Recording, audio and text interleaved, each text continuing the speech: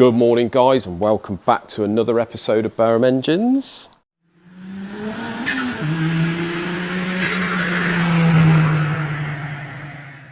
Right, so first of all today I have finished the 300 TDI, as in the block. So I've faced the block, just finished, honed it. See the pistons are down there, so that is a job finished today. And then secondly, we're on this Focus RS Mark 1. This is another one we've got. Obviously Isaac has stripped this last week, or the week before, and I've just had to ring the customer to sort of remember what we're exactly doing with this. So apparently, I don't think there's any problems with this engine. This was his original engine. He's got another engine that he's had built, obviously before he heard of us, I think, which has got trick pistons and rods in. This one he wants to just keep standard power, so we're going to keep standard cams, head ports and all the rest of it. Just go through it, replace the pistons and rods for forged pistons, H-section rods, competition bearings, balance everything, just do the usual sort of blueprint really. The bores are 84.8 as standard, and they do an 85, so we've got to take 8 thou out of these bores, which is absolutely perfect. Obviously reface it, you can see the head face in areas is sort of on the verge of blowing a gasket. I suppose it sort of has been blowing a gasket in areas. So obviously we're going to face that, clean it right up, go through the cylinder head, put a new oil pump in it, and just replace all the bits. So we've had a quote there from Mar Motorsport on various bits, H-section rods, forged pistons, etc. So I've given the customer the quote now via email, just wait for him to get back to me. And yeah, I think it's a go-ahead on that one, guys. So that is all good. Over here, we've got Tom Garness's block. So this one here, I've faced it this morning, very light lick on the top. So what I'm going to do is take the same amount off the pistons once they arrive. I've honed it out now to size, which is I think 81.5. And I'm just going to obviously, once I get the pistons, just going to measure the skirt, make sure we're running the right running clearance, and then take off the same amount off the crown that I have off the head. I've took 4 thou off the face of the head, so that's what I'm going to take off the crowns. Because it is a diesel, this is an Amarok 2 litre diesel, we've got to get that jut out correct. So that's where we are with that one, guys. Isaac is just round the corner. We'll go and show you. He's doing the cylinder head for Tom. So apparently he stripped the cylinder head, and the valves were, all right mate? All right. The valves were a bit of a prick in a bucket of these, in the guides, weren't they, with these? Yeah, they were pretty bad. So we're struggling to get the guides, although they're bronze. So what he's doing is just sleeving all 16 of them. So that's where we put the guide liners in, and obviously the correct ball to get the right clearance.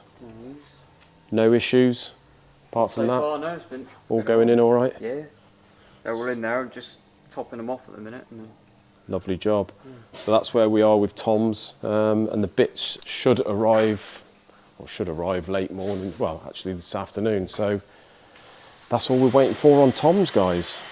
Right then, everyone. I hope you've had a wonderful weekend in this lovely weather. It looks like we're about to have our summer in September, so that is fantastic news. Weather being something that brings us on to today's thumbnail and title, guys.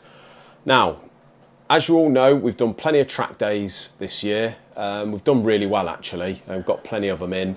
And if you remember a few videos back, I told you about one of the reasons we were doing these track days, not just for the business, but for myself, for my own sort of mental health, maybe. I've had issues in the past where obviously I developed a panic disorder through driving on motorways, distance.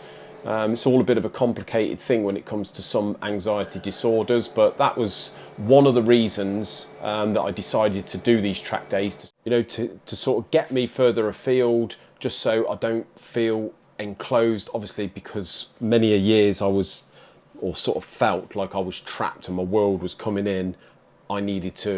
It's a great way for me to sort of get on the motorway, get further away from Devon, get out and about, do you know what I mean? Just get practicing. Now, the problem I've got is, and it sounds like I'm a big girl's blouse here, but obviously because we go with Isaac, sometimes Paul, my father-in-law Ray is always there.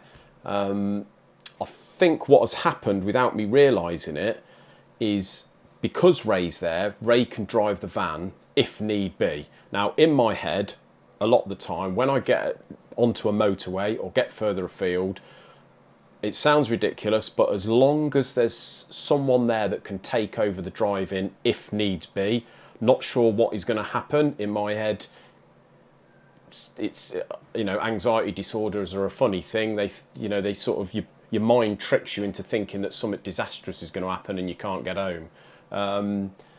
As silly as that sounds, it's just the way it is. And obviously it's the practice, keep going and keep pushing those boundaries and getting outside your comfort zone that just enables you eventually to get over it, get used to it, at the very least. But because Ray's been there and I know that Ray could take over, although I never really had Ray driving, I just knew that he was there subconsciously, didn't really think about it. Now, the problem we've got this week is, unfortunately, Ray's not able to come, which initially didn't think anything of it. But unfortunately, Isaac isn't 21 until November, so he's not able to drive the van until he's 21 on the company insurance. Now, the problem is with that, I think for the last few days I've started to sort of think about this and think, well, I'm responsible for driving. Not only that, but it's not just Castle Combe we're going, it's Alton Park, which is a good 250, 260 miles away. So I've been really worrying about it. It's been affecting me. I've been sort of getting down about it. The problem is with these anxiety disorders, as a bloke, if many of you suffer with things like this, there is a sort of certain degree of shame, I would have thought, as a bloke. You know, you've got friends around me, friends and family, guys of similar age, younger than me, blokes, and they're going on holiday, they're just driving up the motorway themselves, and although it doesn't seem anything to them, it's just normal everyday things to most people, for me it's a big ordeal, and I get annoyed with myself that I can't just go. It's almost like take some of the masculinity out of it, you know, out of yourself. And yeah, I've been beating myself up a little bit about it, to be honest. So I think I've stopped and thought the last day or two. I've sort of been becoming a bit withdrawn in myself and don't really want to spend much time with other people because of this. So I have been beating myself up, but I've had to think about it the last day or two, and I've sort of thought about what my therapist said originally when I had a real big problem.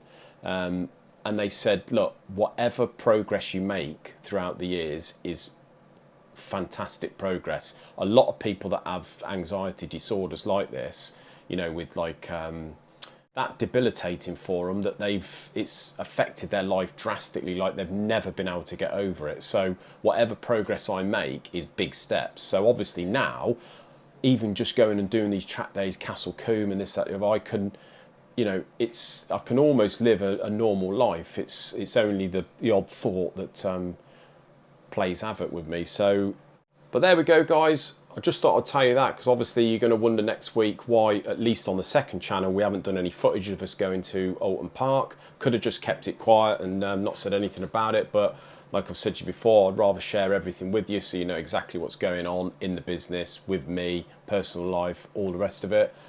So that is what's happening, guys. So fortunately, I've spoke with Javelin Track Days. They've been good as gold. They said, look, we can put the thing on your account as a credit so you can use that amount whenever you want. So I think I'm going to take a little bit of a break this year from it. Obviously next year we're going to have the BMW done with a bit of luck, and there's plenty more track days next year that we're going to be doing. So yeah, obviously then Isaac's going to be a bit older, he'll be able to drive the van, help me out a bit. So yeah, that's the reason, guys. It's not the end of the world. I've been doing really well, I feel, and yeah, let's just start next year with a few more track days, hopefully.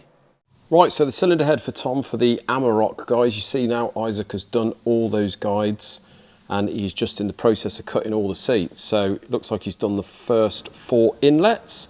Just got to do the other 4 and then the exhaust. Then it's give this a skim and get it all together with the new valve stem seals, which is great. Well done, Isaac. Now over here are all the pistons, and you can see where this one has had an overheating issue, apparently. All these pistons, we still haven't had the bits for these. We were due these, although it's 22.4, we were due these today, but it looks like they're going to probably come tomorrow now. I've checked all the camshafts, make sure nothing's come adrift there, because obviously these are the horrible pressed on lobe types, and if this has had contact with pistons or with the valves, then it can move these lobes. So we have to visibly check them, make sure that they're all in line, and visibly they do look in line. So fingers crossed they're going to be all right. But obviously with these cams here, we have to make the customer aware that ideally we would recommend they change them. But if they choose not to, then their head be it. We're not building this engine anyway. Right, so what is happening here with the Focus RS Mark II ST, excuse me. This has obviously been sitting here for quite a while. We're still waiting for the garage to get back to us on whether we got the go-ahead to build this. I have sent them an estimate, but they haven't got back to me as yet, so I'm going to chase this up tomorrow. This is the one that we need a new crankshaft for. It's done an end, but as I say, it looks like it has done one of the pistons. So it does look like we've come to the conclusion that this could have been an injector issue. We had the oil analysis back and everything seemed okay with that. As far as sort of diesel in the oil goes, there didn't seem to be any. So we can rule that out. But yeah, as I say, they're just contemplating whether to get it done with us or just buy another brand new engine from Ford. But yeah, it would be quite good to get this one done and out the way now, guys, whatever happens. So guys, that is it for another video today. Next video, you can see here we've got another Cosworth in bits, so we're going to be having a look into that, see what we can find, and report back to you guys. It looks like we have got most of the bits now for the Rover 6-cylinder here for Ken Newton, so hopefully we can get that one all back together soon, and fingers crossed we can have some trouble-free driving from that. But yeah, until Wednesday's video, guys, have a great evening, enjoy the weather, and we'll see you then. Take care.